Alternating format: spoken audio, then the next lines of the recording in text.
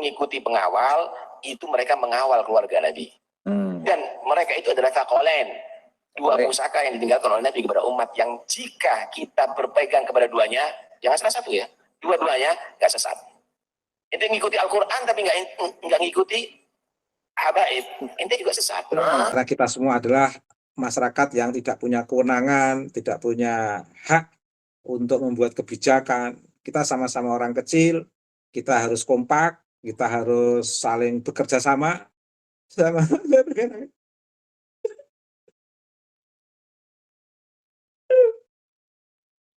Sama-sama orang kecil kita ini harus kompak. Di depan mata kita ada hegemoni, ada kejahatan. Sementara penguasa membiarkan, MUI diam, Kemenak juga diam. Tapi tidak apa-apa, yang penting kita sadar, kita kritis. Assalamualaikum warahmatullahi wabarakatuh, saudara sekalian dimanapun Anda berada. Pada kesempatan kali ini kita akan sama-sama menyaksikan Kiai Haji Ubaidullah Tamamunji di dalam menanggapi beberapa potongan ceramah dari Bapak Taufik Assegaf sebagai Ketua Rabithah Alawiyah. Saudara sekalian, ada hal yang menarik nanti yang akan terjadi di dalam pembahasan kali ini, saudara sekalian. Oke, selengkapnya mari kita sama-sama simak video berikut. Ya, kalau ulama warasatul anbiya. Dia akan meta. Terus bagaimana habaib? Sengaja. Kalau bahasa sekarang, ini Nabi dan keluarganya, ulama itu pengawalnya. Karena itu, kau ngikuti pengawal, itu mereka mengawal keluarga Nabi. Dan mereka itu adalah thaqalain, dua pusaka yang ditinggalkan oleh Nabi kepada umat, yang jika kita berpegang kepada duanya, jangan salah satu ya, dua-duanya nggak sesat. Ente ngikuti Al-Quran tapi nggak ngikuti habaib, ente juga sesat. Ini dia. Muncul macam-macam.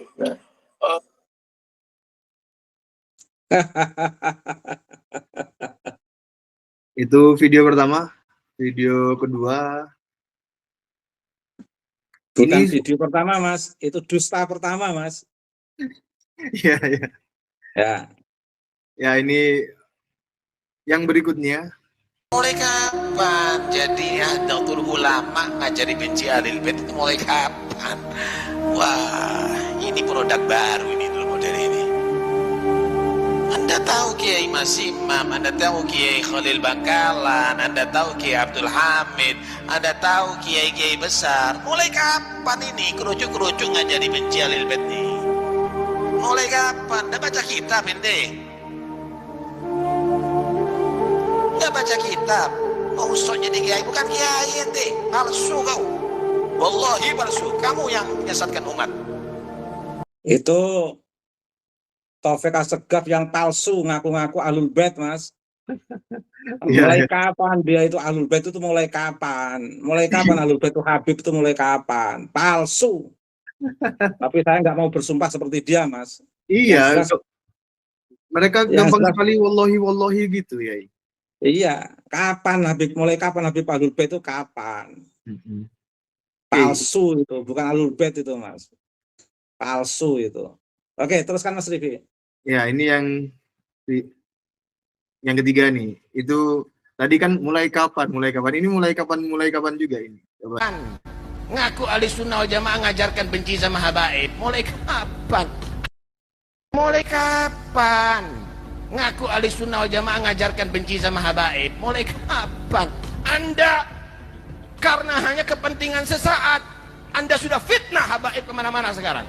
Tanggung jawab nanti sama Rasulullah. Datuk kami adalah bukan makan harta Anda. Lihat bagaimana sekarang semuanya. Anda muhibbin, Anda cinta kepada habaib, Anda ada di sini. Tapi habaib bagaimana menghargai Anda? Dipotongkan kambing 100 lebih untuk Anda. Anda datang ke sini bawa apa paling gula 1 kilo? Anda datang ke sini bawa apa paling gula 1 kilo? Tahukah Anda Sayyidina Husain datuk kami disembelih, saudara? Tahukah Anda Sayyidina Husain datuk kami, Sayyidina Husain datuk kami, Sayyidina Husain datuk kami disembelih, saudara? Sayyidina Hasan datuk kami diracun, saudara. Sayyidina ulama, kiai-kiai ada jajah kepada Anda, tapi kami kepada siapapun. Kami datang ke Indonesia bukan untuk, kami tidak pernah mengajarkan kebencian kepada siapapun. Kami datang ke Indonesia bukan untuk menjajah kepada Anda, tapi kami datuk-datuk kami semuanya datang kepada Anda untuk mencetak ulama, kiai-kiai ada di Indonesia ini. Untuk mencetak ulama, kiai-kiai ada di Indonesia ini. Itu video yang ketiga. Mulai kapan Taufik Segaf ngakui Ahlussunnah wal Jamaah itu milik Habib? Mulai kapan, Mas? Iya. Dia pengadu domba itu, provokasi itu. Iya. Dia yang memancing untuk membangun kebencian di negeri ini, Mas. Dia yang provokasi, itu saksi bisu itu tadi. Wah, saksi bisu itu saksi hidup tadi itu, Mas. Kacau. Angel. Kalau kata Gus Yahya, pengungsi. Tapi yang jelas mulutnya Taufik Assegaf itu nggak benar tadi itu, Mas. Iya. Dia mengadu domba masyarakat itu. Dan ini ya, apa namanya ya, seolah-olah mencintai Habib itu adalah tulang punggung dari Ahlussunnah wal Jamaah. Jadi kalau seolah-olah itu kalau nggak mengaku Habib itu nggak mengaku Ahlussunnah wal Jamaah. Iya. Mulai kapan Ahlussunnah wal Jamaah itu miliknya Habib? Nanti akan kita sampaikan, Mas, nanti. Iya. Sejarah Sama ini ya. Jamaah. Di depan itu kan tadi video yang pertama itu kan bilang ente ikut Al-Quran tapi tidak ikut habaib, ente sesat. Kan sampai begitu. Itu aliran-aliran yang berbahaya itu, Mas. Ini saya ke video berikutnya ya. Oke, Mas. Bentar. Oh iya. Bahaya. Mungkin ini yang terakhir. Ya. Nanti video berikutnya disetel berikutnya lagi, Mas. Iya. Sama Nabi, tapi benci sama Ahlul Bait. Bohong. Nyaci Ahlul Bait. Bohong, nggak benar. Loh, tapi kan Ahlul Bait, habaib kan juga ada yang berbuat salah. Salahnya dibenci. Bukan turunan Nabi yang dibenci, Mas. Ini tangan Anda sakit atau kena kotoran, benci sama tangannya? Enggak, tetap cinta sama tangannya, dibersihkan kotorannya. Taufik Assegaf itu betul-betul provokator itu, Mas. Ya. Provokator itu. Tidak ada warga pribumi yang membenci Ahlul Bait, tidak ada. Ahlul Bait itu kita cintai, tapi bukan Habib. Bukan Habib. Mulai kapan Habib ngaku Ahlul Bait? Mulai kapan Ahlul Bait pada Habib, pada Taufik segala itu? Nggak jaga mulut, nggak jaga etika. Provokasi itu, Mas. Nggak benar itu. Kejahatan terselubung itu namanya.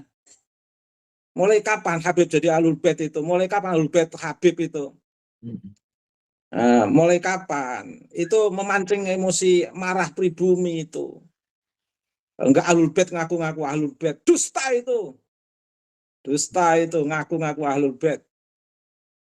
Bikin emosi warga saja. Mulai kapan Habib Ahlul Bait itu? Itu loh, Mas, ceramah-ceramah.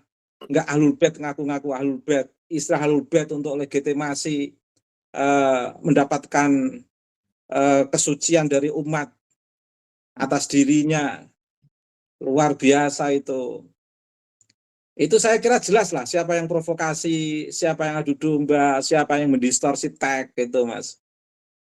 Iya. Itu luar biasa itu, merusak itu, Mas. Merusak. Nggak ada pribumi yang benci Ahlul Bait, nggak ada warga NU yang benci Ahlul Bait. Dan Habib bukan Ahlul Bait. Ahlul Bait bukan Habib yang ada sekarang ini. Jaraknya sudah jauh ngaku-ngaku Ahlul Bait. Nggak punya malu itu, Mas. Nggak punya malu itu ngaku-ngaku Ahlul Bait itu. Gimana itu? Kalaupun lebih pantas ngaku keturunannya nggak apa-apa. Tapi kan sudah ada tesis Kiai Imad. Malah dusta lagi nanti kalau ngaku keturunannya. Ya, baik, Kiai. Terima kasih, Mas. Ya, teman. Ini kan tadi Taufik Assegaf itu memberikan sebuah konstruksi bahwa Ahlussunnah wal Jamaah itu harus mencintai Ahlul Bait, di mana Ahlul Bait itu Habib. Jika membenci Habib atau tidak mengakui Habib secara substansi begitu, maka bukan Ahlussunnah wal Jamaah. Bahkan di video pertama itu mengatakan bahwa ente mengikuti Al-Quran tapi tidak mengikuti habaib, ente sesat begitu. Sekarang kita duduk kita mencoba dudukan perkara Ahlussunnah wal Jamaah itu bagaimana dan apa perbedaan yang Yai Tamam bisa formulasikan antara Sunni Ba'alwi Tarim Institute of Ideology versus dengan Sunni Pribumi yang itu akarnya dari Wali Songo dan seterusnya dan seterusnya. Dipersilakan Yai Tamam. Oke, saya ingin memberikan kata pengantar sebagai pembuka, Mas, bahwa Ahlussunnah wal Jamaah itu tidak mensyaratkan para pengikutnya untuk mencintai Habib, Mas, untuk menspesialkan Habib. Ahlussunnah wal Jamaah itu menspesialkan seluruh umat manusia. Nah, dan salah itu kalau Ahlussunnah wal Jamaah itu identik propertinya Habib itu. Ahlussunnah wal Jamaah itu bukan propertinya Habib. Dan perlu diketahui juga Habib itu bukan Ahlul Bait. Ahlul Bait itu bukan Habib-Habib yang ada sekarang ini yang ngaku-ngaku Ahlul Bait itu. Dan keduanya baik Ahlussunnah wal Jamaah maupun Ahlul Bait itu tidak propertinya Habib sekarang ini. Kalaupun mereka mengaku Ahlul Bait, mengaku sebagai pemegang otoritas Ahlussunnah wal Jamaah, itu namanya sedang membohongi masyarakat, membohongi kiai-kiai di kampung, membohongi umat Islam untuk mengunggulkan kesuciannya yang ingin dibangun di tengah umat Islam Indonesia sebagai pemilik kebenaran tunggal, sebagai sahibul haq. Itu adalah kedustaan itu, Mas. Itu pengantar saya, Mas. Baik, dari pengantar itu saya ingin menyampaikan, Mas, tentang Sunni Ba'alwi versus Sunni Pribumi. Saya ingin menyampaikan secara keseluruhan, tapi insya Allah nanti bisa tertangkap makna di balik tek-tek yang saya sampaikan ini. Sebelum ini kan bermula dari ini, Mas. Sebelum Karbala, rombongan Husain itu dihadang Ziyad bin Habib, yaitu gubernur Muawiyah, Mas. Jadi rombongan Husain dihabisi dan Husain dalam posisi kondisi seperti ini, beliau dalam keadaan syahid, hanya ada dua yang dibiarkan hidup, Mas, yaitu Zainab karena sedang sakit dan Ali Zainal Abidin karena masih kecil. Munculnya Ahlussunnah wal Jamaah itu kan pasca Karbala, Mas, sebenarnya. Pasca Karbala ini situasi umat Islam runyam. Islam berada di simpang jalan sehingga sulit untuk menemukan mana yang benar dan sulit menentukan kebenaran karena posisi Islam kayak di persimpangan jalan itu. Lebih runyam daripada era sekarang ini, Mas. Sekarang ini kan udah jelas la yastawil khabith wat thayyib, mana yang benar, mana yang menjijikkan, itu sudah nampak semua sekarang ini. Pasca Karbala itu betul-betul runyam, Mas. Lah, fenomena yang runyam seperti itu, di tengah fenomena yang runyam seperti itu ada tokoh, di antaranya ada tokoh yang berpikir stabil dan jernih, yaitu Sufyan Ats-Tsauri dan Abu Hanifah, Mas. Moto dari keduanya sebagai seorang ulama yaitu kembali pada Al-Quran dan kebenaran nalar. Kembali pada Al-Quran saja tanpa kebenaran nalar nanti jatuhnya ke Khawarij. Kembali kepada fanatisme ketokohan personal nanti jadi Syiah. Oleh karena itu moto yang disampaikan oleh Imam Sufyan Ats-Tsauri dan Imam Abu Hanifah kembali pada Al-Quran dan kebenaran nalar. Catatannya, dan kebenaran nalar. Tidak hanya kembali pada Al-Quran. Karena mempunyai Al-Quran tanpa kebenaran nalar, itu bisa didistorsi oleh orang-orang yang mengaku sok paling Qur'ani. Padahal sebenarnya di sana ada nafsu besar untuk kehendak kuasa, baik kuasa pemerintahan maupun kuasa agama. Ini kan betul-betul berbahaya. Makanya siapapun yang memegang Al-Quran harus dipahami secara nalar sehat. Bagaimana konteks dia memegang Al-Quran itu. memegang Al-Quran untuk kehendak kuasa agama ingin jadikan sistem instrumen kekuasaannya, atau kehendak kuasa pemerintahannya ingin menjadikan sistem pemerintahan sebagai instrumen kekuasaannya. Kalau itu terjadi, maka kita harus waspada. Nah, itu hanya bisa ditangkap oleh orang-orang yang menggunakan nalar sehat, Mas. Kemudian Imam Abu Hanifah dan Imam Sufyan Tsauri, Sufyan bin Uyainah dan Muhammad Abu Yusuf itu mencari kebenaran harus menggunakan ilmu pengetahuan, nalar, dan cara ilmiah.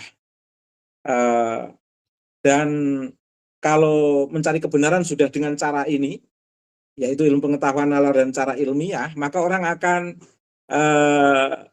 bisa dipercaya dan akan menenangkan. Tapi kalau tidak dengan cara ini, itu runyam sekali. Karena banyak orang atas nama teks suci, tapi di sana ada kehendak yang tersembunyi. Ini kan yang sangat membahayakan, Mas. Makanya dalam konteks mencari kebenaran tidak cukup dengan husnudzon, Mas. Tidak cukup, bahaya. Mencari kebenaran dengan husnudzon itu bahaya, Mas. Makanya di PBNU itu ada lembaga Basul Masail, biar ulama-ulama itu tidak berhenti pada husnudzon, Mas.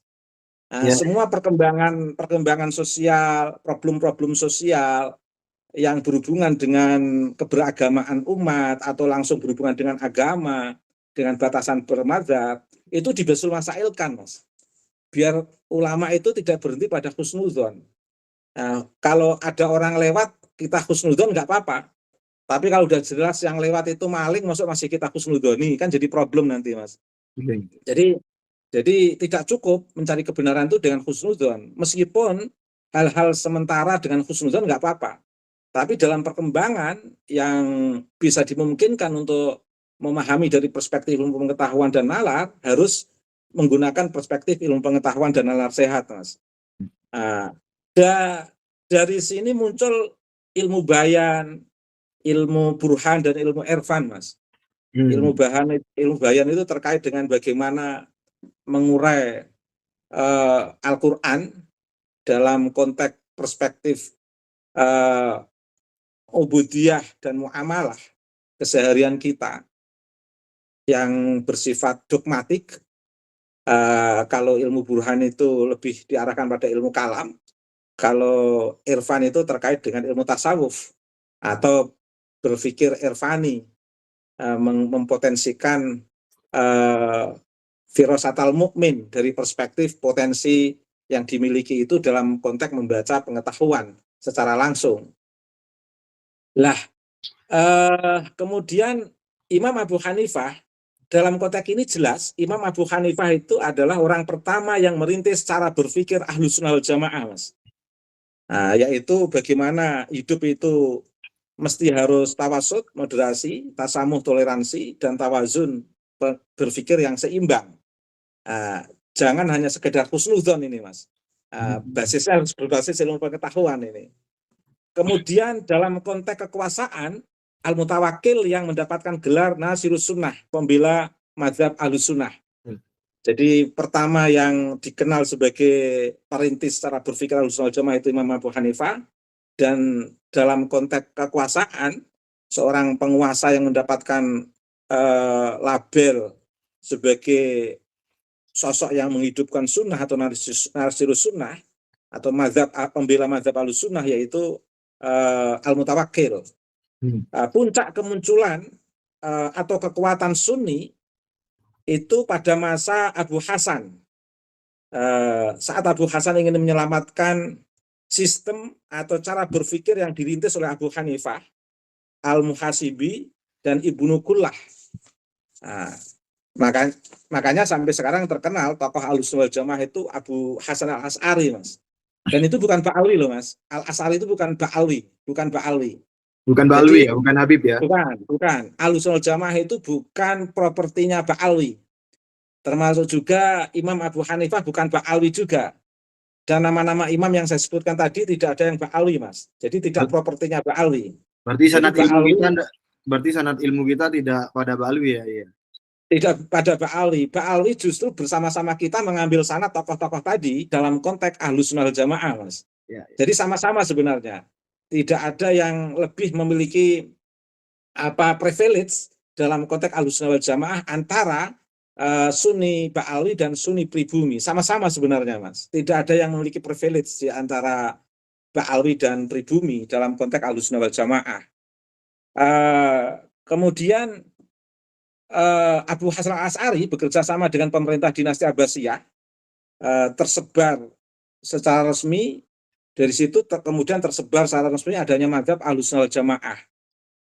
Yang jelas seperti tadi yang saya katakan, tidak ada Ba'alwi tokoh-tokoh pertama ini tadi itu. Jauh. Nah, sekarang Ahlussunnah wal Jamaah dipahami sebagai mazhab Asy'ariyah dan Al-Maturidi, Mas. Dan Al-Maturidi juga bukan Ba'alwi, Mas. Sekali lagi, itu bukan properti Ba'alwi. Berbeda dengan Syiah. Kalau Syiah itu sistem imamah. Selain sistem imamah, dia menerapkan shahibul haq, pemilik kebenaran. Jadi shahibul haq itu kebenaran yang tersentral pada sosok individu, dan di sana ada sistem imamah. Dan gaya ini justru yang dimiliki oleh Ba'alwi, Mas. Makanya kalau Ba'alwi itu sebenarnya ya sistemnya sistem imamah dan shahibul haq, Mas. Syiah berarti? Syiah lebih bahaya daripada Syiah. Lebih bahaya daripada Syiah? Karena selama ini yang saya lihat, ya mereka yang menampakkan Syiah itu toleransinya tinggi, Mas, terhadap masyarakat Nahdliyin. Wahabi juga sekedar mengkritik tata cara ibadah yang memang berbenturan dengan kita, tapi tidak sekeras Ba'alwi melalui bocil-bocil yang ceramah itu, Mas.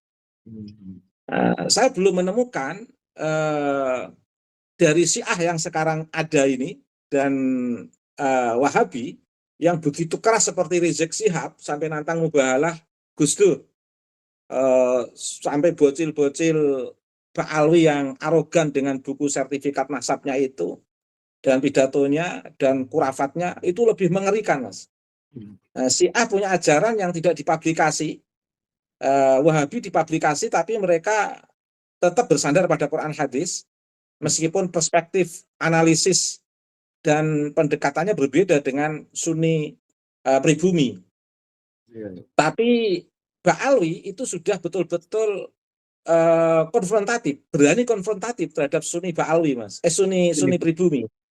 Betul-betul berani konfrontatif. Seperti tadi yang disetel oleh Mas Rifki itu kan konfrontatif. Iya. Dan itu tidak dilakukan oleh Syiah sekarang ini, Wahabi sekarang ini, tapi dilakukan oleh ketua Robitohnya, Mas. Ceramah-ceramah seperti itu tadi kan membahayakan sekali. Bahkan kita dibilang kafir ya. Bukan kita saja, tapi orang-orang, pihak-pihak yang tidak percaya Habib Zuriya Nabi itu ada seorang Habib yang mengatakan kafir, begitu. Iya, bahkan tadi yang paling mengerikan, yang tidak percaya Habib sebagai Ahlul Bait. Seolah-olah kalau nggak percaya Habib itu nggak percaya Ahlul Bait. Itu dikatakan kiai palsu, ulama palsu sampai bersumpah-sumpah. Itu belum dibalik Allah ungkapannya, Mas. Kalau udah dibalik Allah berbahaya sekali, itu kasihan itu. Berani mengungkapkan sesuatu yang tidak empiris dan tidak memiliki relevansi terhadap teks yang sebenarnya, bahkan melakukan distorsi teks itu namanya, Mas, untuk melabui umat. Itu untung umat tidak marah, Mas. Nah, refleksi kita sebenarnya kan ada sikap kemarahan, tapi kan kita terikat oleh nilai-nilai akademik, sehingga kita lebih mengedepankan bagaimana mendidik masyarakat bahwa yang dikatakan itu tadi dusta, salah besar, provokasi. Kita hanya ingin menyadarkan masyarakat seperti itu. Kita tidak ingin mengadili. Hak yang mengadili itu pemerintah, Mas. Ya. Tapi kedustaan itu harus kita bendung melalui pendidikan transformatif kita. Ini kan bagian daripada pendidikan transformatif kita untuk membendung kedustaan, polarisasi yang dibangun oleh Ketua Robitoh. Saya menyebut Ketua Robitoh saja, Mas, karena memang nyatanya dia Ketua Robitoh, Mas. Iya, iya. Ketua Robitoh itu kan berarti merepresentasikan seluruh jamaah Robitoh, Mas. Karena kalau jamaah Robitoh tidak suka dengan ungkapan itu, pasti diganti ketuanya, Mas. Kalau jamaahnya membiarkan, berarti memang ya mengikuti sebagai makmum dari Imam Robitoh bernama Taufik Assegaf itu tadi, Mas. Kemudian gerakan Al-Asy'ari dan Abu Mansur Al-Maturidi itu diperkuat dengan pengikut beliau, Imam Abu Hasan Al-Asy'ari, yaitu Al-Baqillani, Al-Juwaini, Al-Ghazali. Yang jelas ini semua juga ini tidak ada yang Ba'alwi, Mas. Dan yang menarik di dalam Ihya Ulumuddin itu Imam Ghazali itu ngeritik Alawiyin, Mas. Yang betul-betul zuriyah Nabi aja dikritik oleh Imam Ghazali. Alawiyin dan Alawiyah itu kan berbeda ya. Ya, Alawiyin yang dalam konteks zuriyah Nabi itu saja dikritik oleh Al-Ghazali. Kalau sekiranya ada beberapa penyimpangan yang dilakukan ya harus ditegur, harus diingatkan. Tidak boleh apa istilahnya memaksumkan, tidak boleh kita itu memaksumkan zuriyah Nabi. Itu yang Alawiyin saja dikritik oleh Imam Ghazali.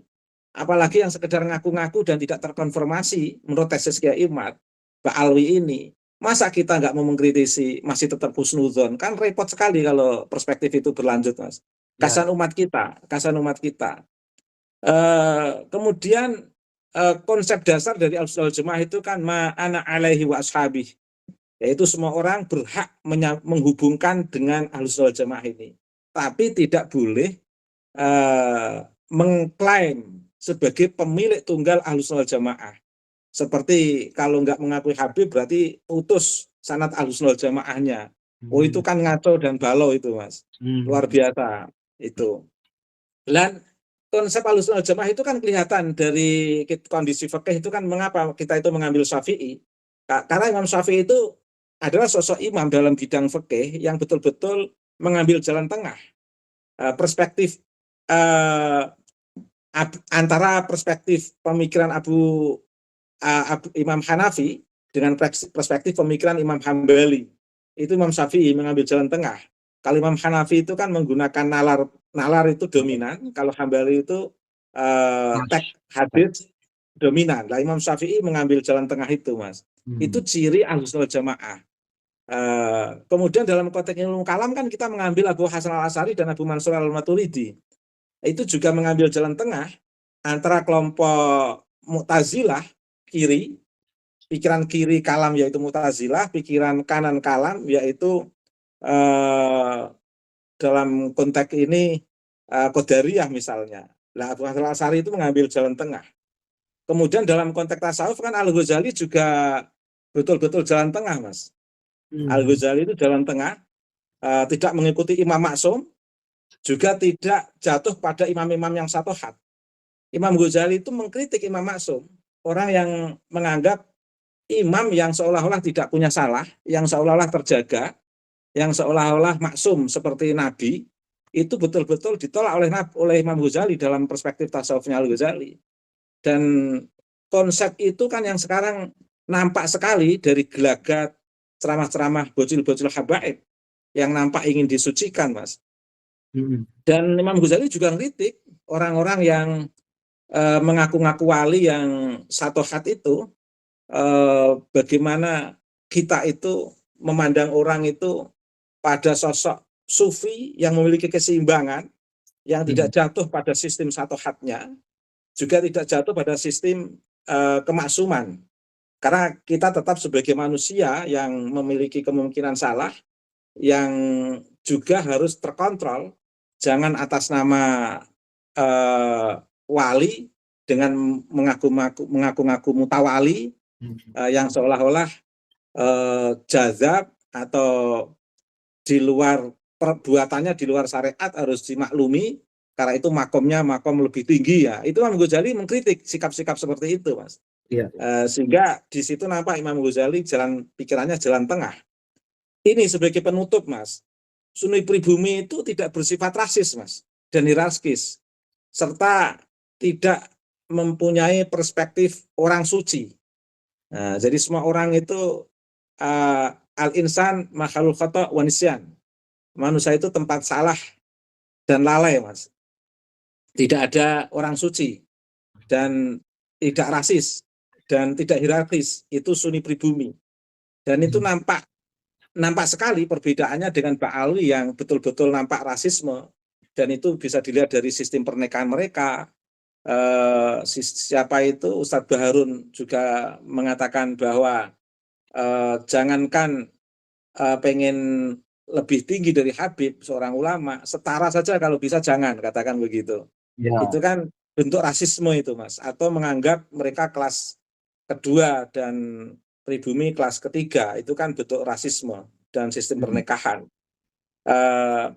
Simpulannya yang menarik, ada orang NU kok bela Habib, bahkan membenarkan dinasti nasab Habib, berarti mendukung rasisme, hierarki, dan konsep manusia suci. Itu kesimpulan saya, Mas. Terima kasih, Mas Rifki. Terima kasih ya Tamam.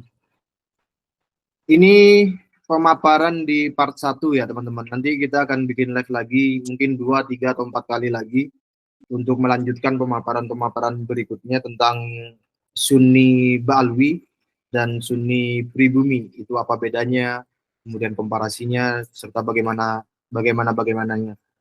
Sehingga teman-teman silakan terus mengikuti podcast kami bersama Yai Tamam Munji tentang Sunni Ba'alwi versus Sunni Pribumi.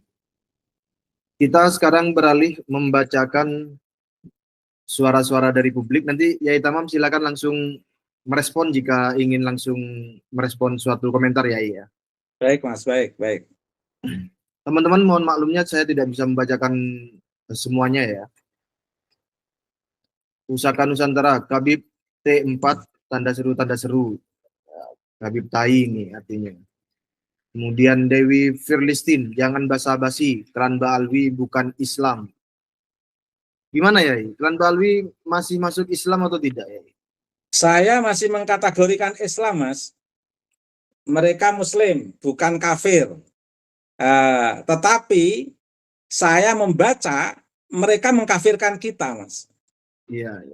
Saya tidak mengkafirkan mereka, tapi mereka mengkafirkan kita. Mengkafirkan yang mengkritik Habib Ya. dengan mengatakan Dajjal.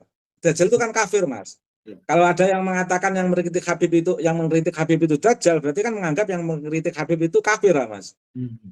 Itu. Mereka masih Muslim, Mas. Tetapi banyak menjadikan keislaman itu yang nampak di publik seolah-olah mereka itu ingin mendistorsi ingin mendistorsi Islam sebagai agama yang rahmatan lil alamin. Ingin diarahkan Islam sebagai agama rahmatan lil ba'alawin. Iya. Bukan lil alamin, Mas. Iya. Nah, itu aja saya membacanya, Mas. Seolah-olah mereka itu ingin menjadikan sumber kebenaran itu dari jalur satu, dari jalur Sayyidina Ali yang mereka klaim sebagai nenek moyang mereka.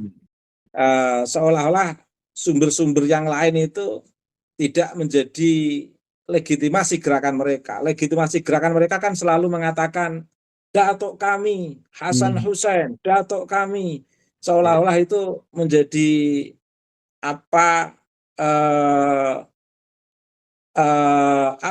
seolah-olah menjadi properti Ba'alwi, Hak milik begitu ya.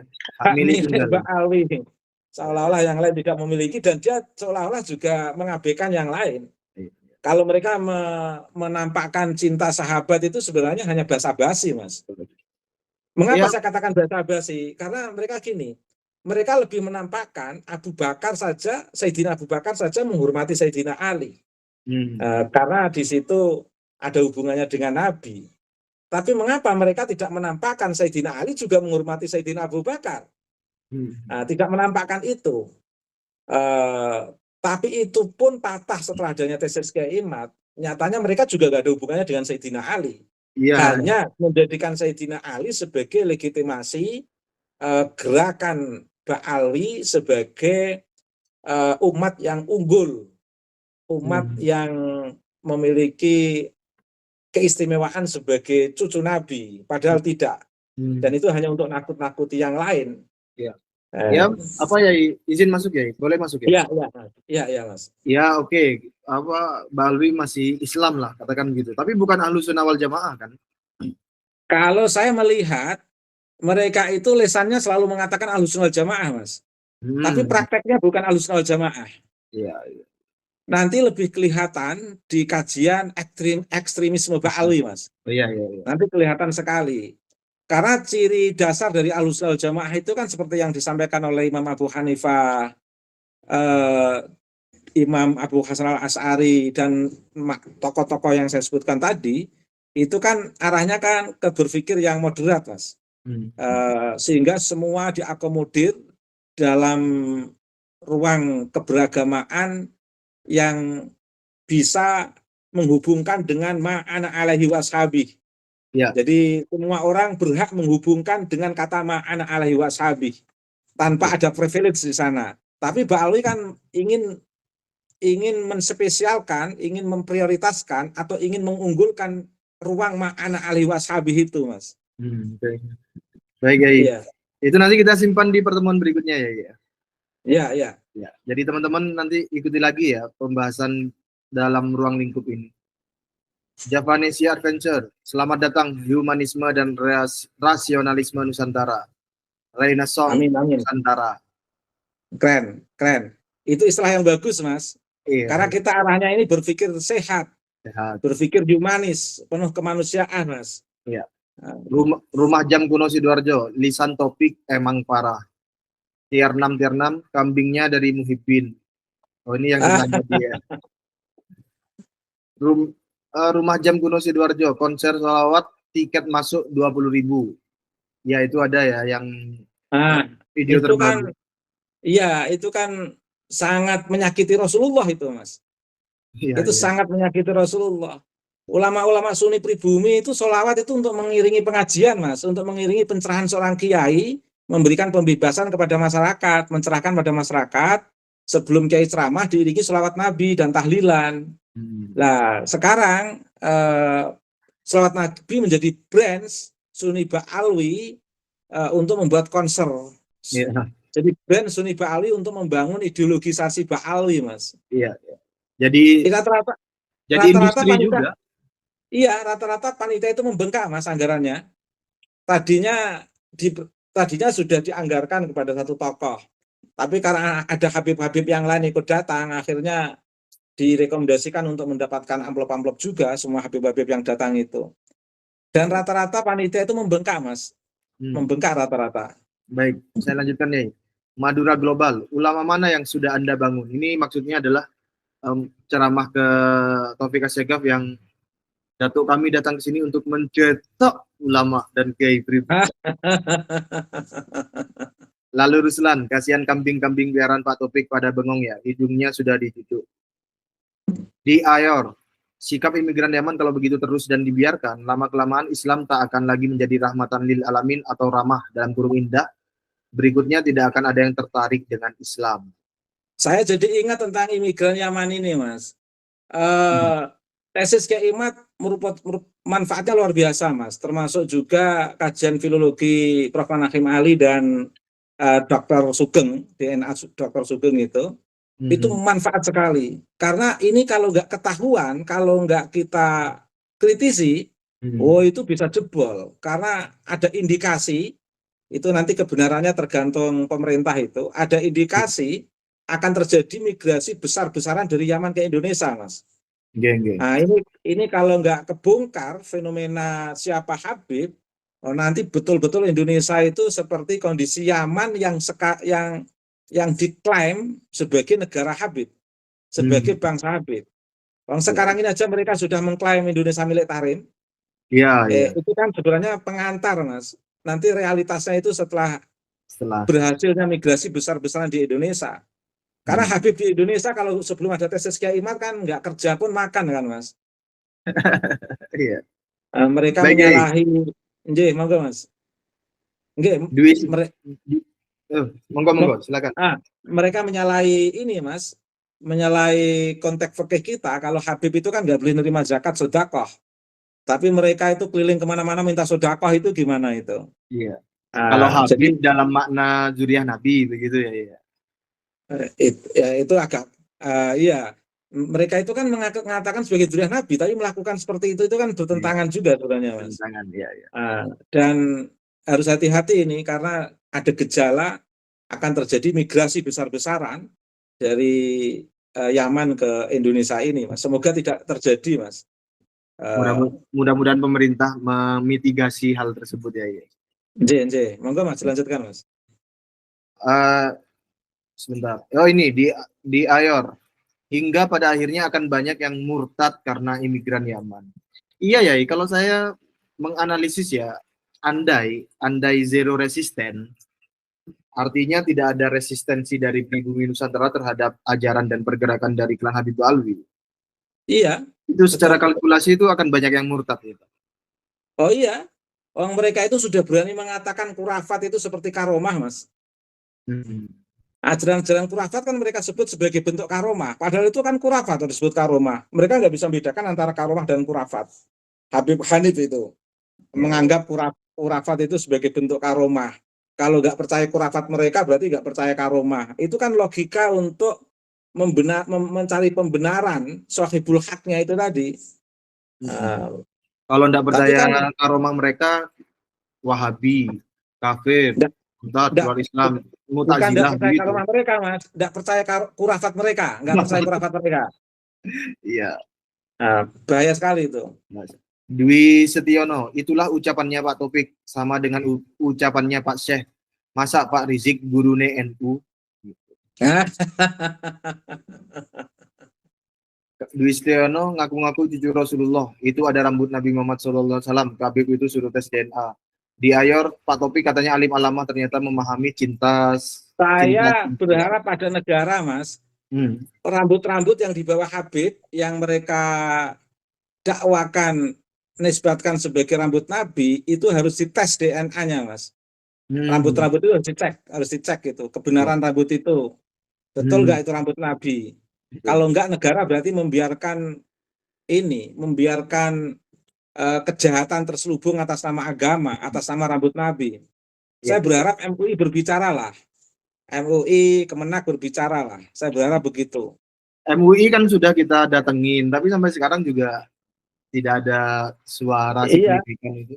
Tapi saya yakin, Mas, kalau MUI nggak berbicara, Kemenak nggak berbicara, Allah yang akan berbicara, Mas. Saya yakin itu. Iya. Amin. Iya.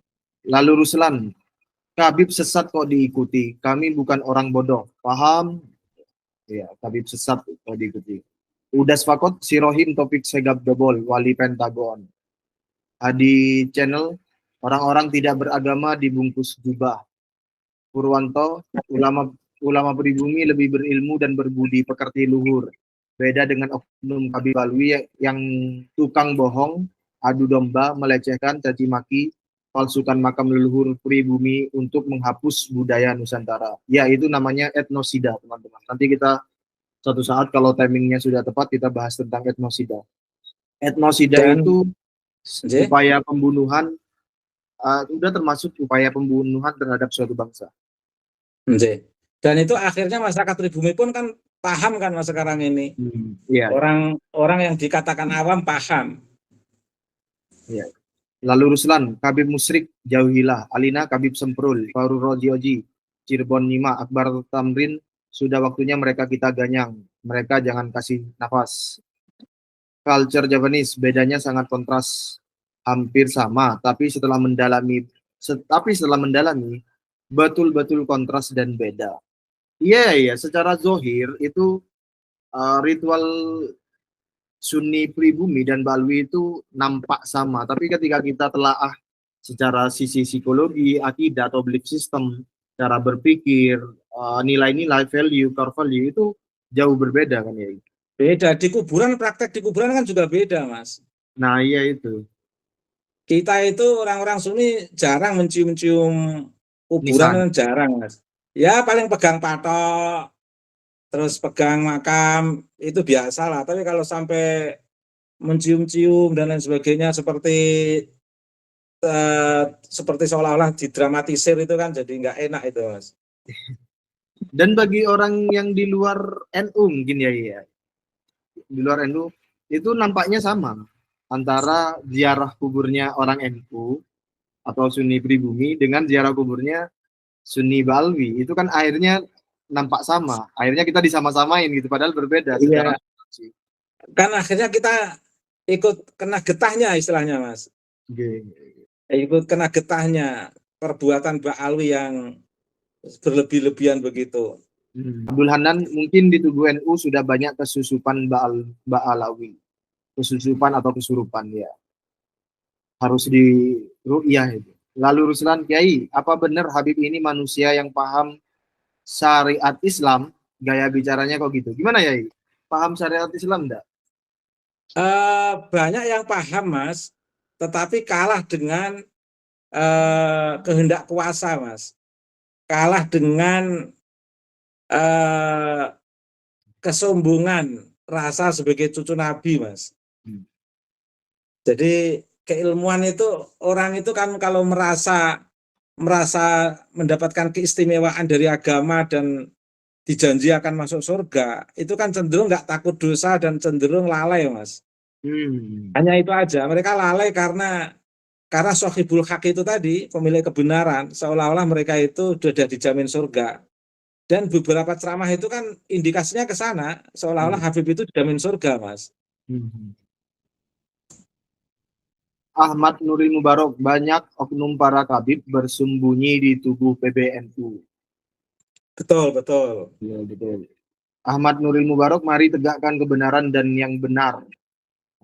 Bang Iam Bogor hadir, nyimak Gus, juga Kiai Ubed, sehat-sehat Kiai juga. Amin. Amin, amin, amin, amin. Baik, terima kasih, itu komentar-komentar yang masuk pada perbincangan pada kali ini. Nanti di perbincangan berikutnya kita akan membahas tetap dengan ruang lingkup Sunni Ba'alwi versus Sunni Pribumi dengan subtopik ekstremisme radikalisme. Untuk di akhir, Yai, last statement, Yai, monggo dipersilakan. Baik, Mas, terima kasih. Kita semua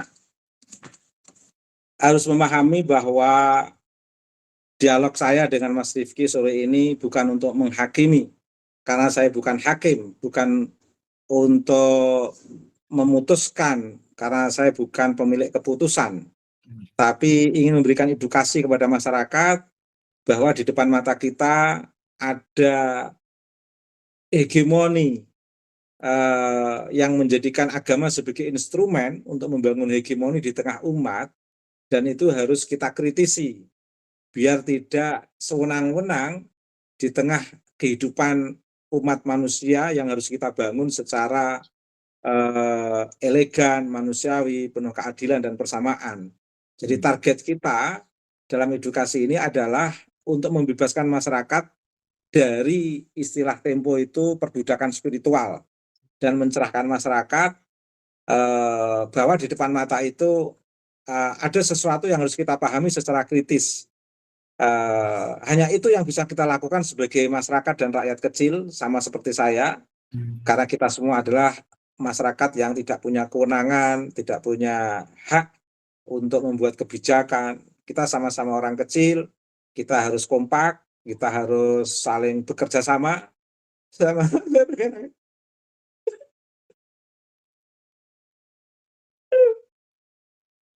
Sama-sama orang kecil kita ini harus kompak. Di depan mata kita ada hegemoni, ada kejahatan. Sementara penguasa membiarkan, MUI diam, Kemenak juga diam. Tapi tidak apa-apa, yang penting kita sadar, kita kritis. Di hadapan kita ada hegemoni, kita mesti harus tetap konsisten, membangun keadilan, persamaan, dan kemanusiaan. Terima kasih, Mas Rifki.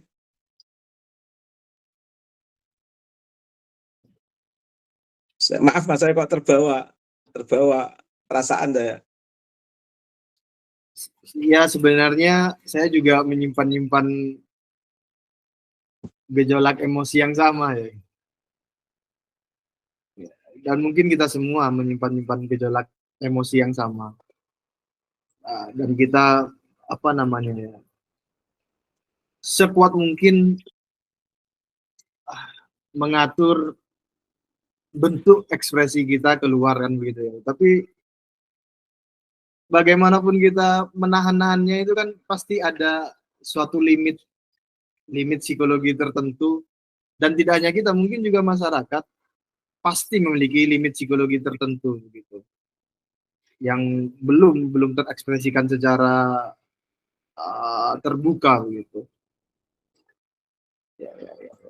Kita orang kecil bisanya hanya saling mengingatkan, Mas, biar tidak tertindas secara spiritual dan fisik, Mas. Ya. Oke, saudara sekalian, itu tadi panjang dan lebar dibahas bahwa salah satu daripada topik yang memang diangkat dalam pembahasan kali ini yaitu Ahlus Sunnah versi Sunni dan Ahlus Sunnah versi para habaib ini, saudara sekalian.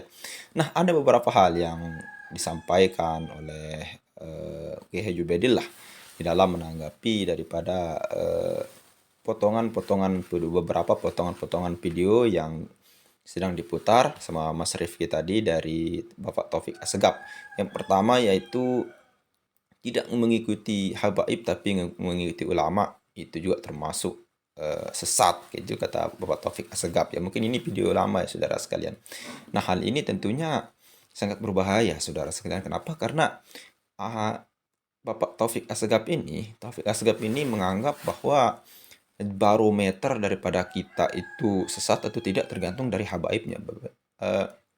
Kalau orang itu mengikuti daripada para ulama namun tidak mengikuti habaib, itu termasuk sesat, saudara sekalian. Nah, ini adalah barometernya adalah habaib, saudara sekalian. Apapun termasuk kita cinta ulama yang tidak mengikuti daripada habaib, ulama yang tidak percaya adanya habaib, itu termasuk kita juga sesat, saudara sekalian.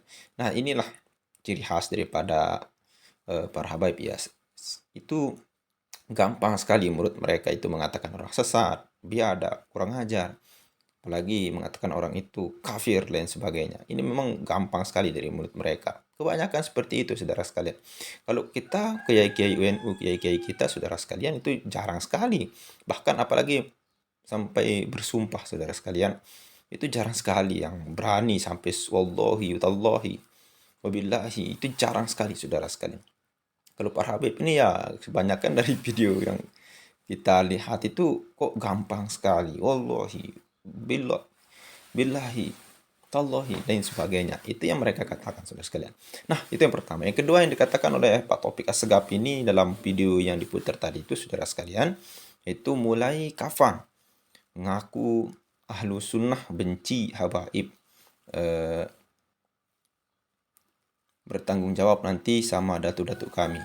Ya, jadi ini salah satu kata-kata daripada Bapak Taufik Assegaf, saudara sekalian, yaitu kalau ada Ahlus Sunnah wal Jamaah, ulama Ahlus Sunnah wal Jamaah itu benci terhadap habaib, itu nanti tanggung jawab sama datuk-datuk kami. Datuk kami itu artinya Rasulullah SAW. Nah, berkat tesis Kiai Imaduddin, itu pengakuan datuk kami itu sudah tidak terdengar lagi sekarang ini, saudara sekalian. Bahkan 1 atau 2 tahun yang lalu sudah tidak ada lagi datuk-datuk kami itu. Ya, kalau kita lihat 2018, 19, 2020, itu memang lagi marah-marahnya. Apalagi tahun pemilihan 2019, saudara sekalian, itu datuk-datuk kami luar biasa. Itu digaungkan sama para habaib ini. Dan kalau sekarang itu sudah jarang terdengar di di telinga kita ya, saudara sekalian. Lalu yang selanjutnya, cara menetapkan suatu hukum itu adalah LMB di PBNU. Nah, ini yang disampaikan, yang menarik yang disampaikan oleh Kiai Haji Ubaidillah ya, saudara sekalian, yaitu salah satu ciri khas daripada PBNU itu, dari NU itu adalah menetapkan suatu masalah atau memantapkan permasalahan itu benar-benar benar atau tidak. Itu salah satunya dengan cara LBM ya, Lembaga Bahsul Masail dari PBNU. Nah, ini salah satunya dulu anggotanya adalah Kiai Haji Umaruddin Utsman Al-Bantani, dan sekarang sudah di PAW ya, sama pengurusan dari PBNU. Ya, kita tidak tahu kenapa. Sepertinya ini Kiai Haji Umaruddin dikeluarkan, mungkin apakah gara-gara beliau itu sudah tidak layak lagi, sudah tidak ada ilmunya lagi, mungkin kalah ilmu, kalah pamor daripada yang lain, atau gara-gara beliau itu sebagai pelopor daripada polemik nasab ini yang mengguncangkan dunia ini, saudara sekalian. Ya, kita tidak tahu ya, saudara sekalian, apa pertimbangan dari PBNU ya. Oke, itu yang selanjutnya, yaitu hati-hati akan terjadi migrasi besar-besaran di Yaman, saudara sekalian. Artinya ini memang sudah ada indikasi-indikasinya, saudara sekalian, yaitu imigrasi besar-besaran orang Yaman ke Indonesia. Pada akhirnya seperti yang dikatakan oleh para habaib itu, Indonesia adalah milik Tarim, saudara sekalian. Nah, ini terjadi, salah satu indikasinya yaitu mereka memalsukan makam-makam. Artinya makam-makam kuno, makam-makam pribumi yang dulu itu mereka dipungsih alihkan, dipungsih namakan menjadi klan mereka ya saudara sekalian. Lalu kemudian didatangkanlah orang-orang Yaman yang datang ke Indonesia yang sefrekuensi dengan mereka. Lalu kemudian ketika jumlah mereka sudah besar, ketika jumlah mereka sudah mayoritas di Indonesia ini, ya kita sebagai pribumi asli tanah Indonesia ini ya dikatakan kasta nomor terendah saudara sekalian. Mereka lah yang menguasainya. Itulah yang dilakukan oleh Israel saudara sekalian kepada Palestina. Awalnya mereka seorang imigran, lalu kemudian membuat makam palsu. Setelah mereka kuat, mereka punya kekuatan menguasai pemerintahan, akhirnya Palestina seperti itu sekarang saudara sekalian. Nah, mungkin hanya itu saja bisa kita sampaikan. Mudah-mudahan bermanfaat dan sehat selalu buat Kiai Haji Ubaidah Tamamunji tadi yang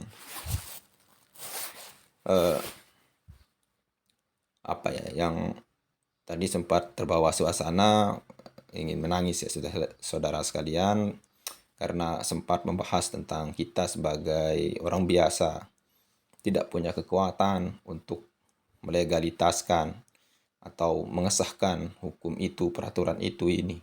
Kita hanya bisa bersuara di media sosial. Ya karena kita tidak punya kekuatan saudara sekalian.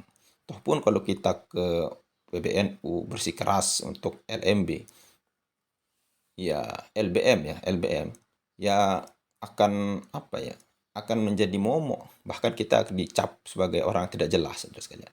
Ya kita hanya berbicara dari media sosial, berharap bahwa masyarakat atau Nahdiyin akar rumput mendengar, mendukung kita saudara sekalian. Ya mungkin emosi yang disampaikan oleh Kiai Ubaidah itu sampai menangis itu gara-gara mungkin terharu terhadap baik itu dari PBNU yang sekarang menomorduakan anak kandung dan memersatukan anak tiri ya saudara sekalian. Ya kita bisa lihat dari sikap pro Islam, bukannya mendamaikan tapi malah menginjak yang lain dan mengangkat yang lain. Ya mungkin hanya itu saja ya saudara sekalian.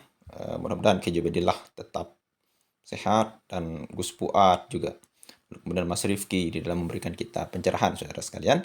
Sekian, assalamualaikum warahmatullahi wabarakatuh.